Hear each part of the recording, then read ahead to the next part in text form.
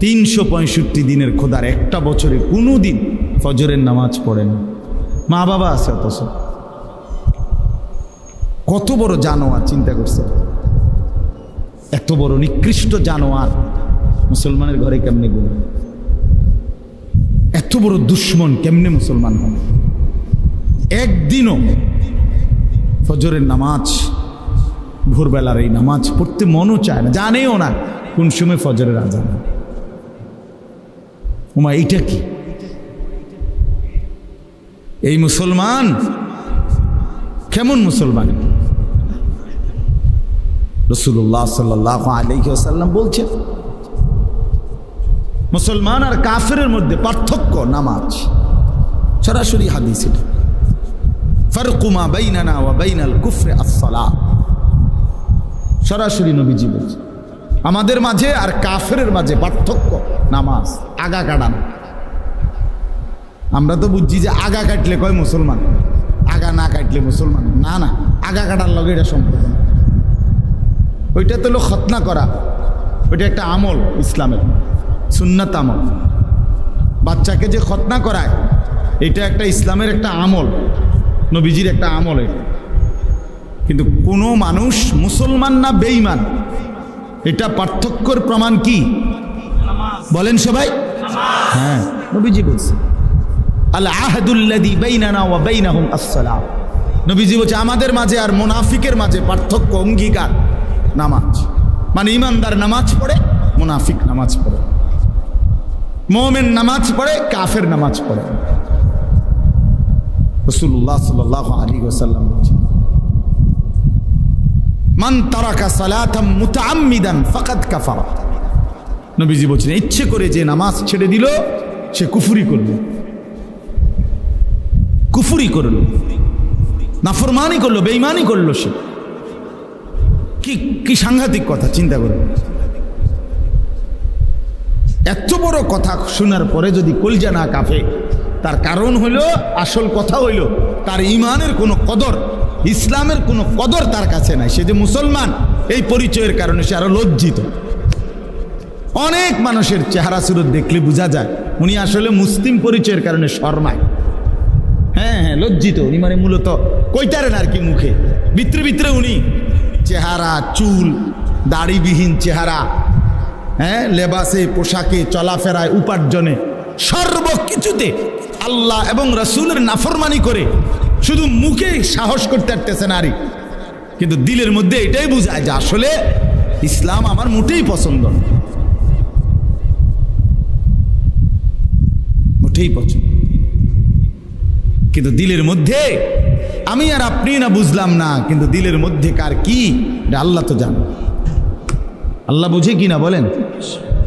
ইয়াউমা তুবলাস সারাইর, কোরআনুল কারীমের মধ্যে আছে আল্লাহ তাআলা বলেন, বান্দা হাসরের ময়দানে আমি তোমার অন্তরের ভিতরের বিষয়গুলো খুলে দেব। ফালা ইয়ালামু ইদা বুসিরা মা ফিল কুবুর ওয়া হুসিলা মা ফিস সুদূর। আল্লাহ বলেন, কবর থেকে হাসরের ময়দানে যখন উঠানো হবে, আমি রব্বুল আলামিন তোমার অন্তরের ভিতরের কথাগুলো প্রকাশ করে দেব। দিলের মধ্যে কি ছিল, বাহ্যিকগুলো তো বলবোই, দিলের গুলোও বলবো। ওয়া শাহিদা আলাইহিম সামউহুম ওয়া আবসারুহুম ওয়া জুলুদুহুম বিমা কানু ইয়ামালুন।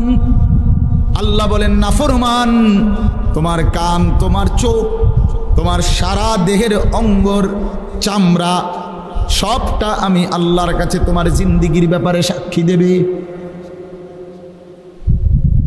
পুরা দেহ, পুরা দেহ, হাত, পাও, চোখ, নাক, কান, জবান, জিহ্বা, সব কিছু সাক্ষী পেশ করবে। এই জন্য বাপ ছেলেরা, বাস্তবতাই এটা যে আমি সবসময় বলি, আত্ম উপলব্ধি বড় সম্পদ। আমি যদি এতটুকু না বুঝলাম আসলে আমি কে, আমি কোত্থেকে আসলাম, আমারে কে পাঠাইলেন, আমারে কি করতে বললেন, আমি করতেছি কি, এত্তুর দেমাগ, এত্তুর আকল যদি কারো মাথায় না ধরে, এ মানুষ কিভাবে? মুসলমান তো দূরে থাক, আর এতে মানুষ হয় কেন? যার এতটুকু কমন সেন্স নাই, এতটুকু আকল দিমাগ নাই। বলো ভাই, তোমরা যারা এইখানে বসা অনেক ছেলে, তোমরা চেহারা দেখলে বুঝাই যায় এক ওয়াক্ত নামাজ পড়ো না। আমার নাহলে আমি দাঁড় করাই দেব, বেনামাজির দাঁড় করাই আমি। বেনামাজি তো অসভ্য, আর অসভ্যরে চিনা যায়। বেনামাজি তো নির্লজ্জ, বেহায়া। বেনামাজি তো জন্তু জানোয়ার, ওরে চিনা যায় তো। ওর চেহারার মধ্যে কোনো রসকস থাকে না, দয়া মায়া থাকে না, সৌন্দর্য থাকে না, ভদ্রতা থাকে না, মানবতা থাকে না, ইনসানিয়ত থাকে না, মনুষ্যত্ব থাকে না। আল্লাহ তাআলা সমস্ত গুণ, উত্তম আখলাক, জীবনের সকল সৌন্দর্য বেনামাজি থেকে ছিনায় নেয়। আর বান্দা যখন নামাজ পড়ে, খোদার কসম আল্লাহ কোরআনে বলছে, বান্দা পুরা নামাজে আমি আল্লাহ সরাসরি তোমার দিকে তাকায় থাকি। আল্লাযী ইয়ারাকা হিনা তাকুম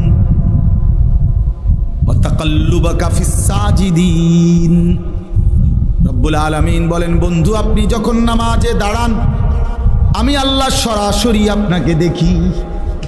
ওয়া তাকাল্লুবাকা ফিস সাজিদিন, আপনি যখন আমার বান্দাদের সাথে রুকু দেন, সেজদা দেন, আমি আল্লাহ তখনও আপনাকে সচক্ষে দেখি, পুরা দেখতে থাকি। আল্লাহর রহমের নজর পড়তে থাকে তার উপরে। এই জন্য বাপ আমার, এ কেমন জিন্দিগি? আমার কথা এত বিবেক তো থাকবে, এতটুকু আকল যদি কাজ না করে, আমি কেন আসলাম, কোত্থেকে আসলাম, কে পাঠাইলো আমারে, কেন পাঠাইলো? এক ওয়াক্ত নামাজ পড়তে মন চায় না, এটা কি ধরনের মুসলমান ভাই? একটাবারও কি তোমরা ভাবো না? ছেলেরা বলো ভাই, কোনোদিন যে ফজরের নামাজ পড়ো না, তোমার কি কোনোদিন মনে পড়ে না যে তুমি কিসের মুসলমান? তোমারে কি লেগে মুসলমান বলতো? কেন, মানে কোন যুক্তিতে বলতে পারে মুসলমান? 30 বছর ধরে যে সুদ খায়, এই হারাম করে কি লেগে মুসলমান কইতো?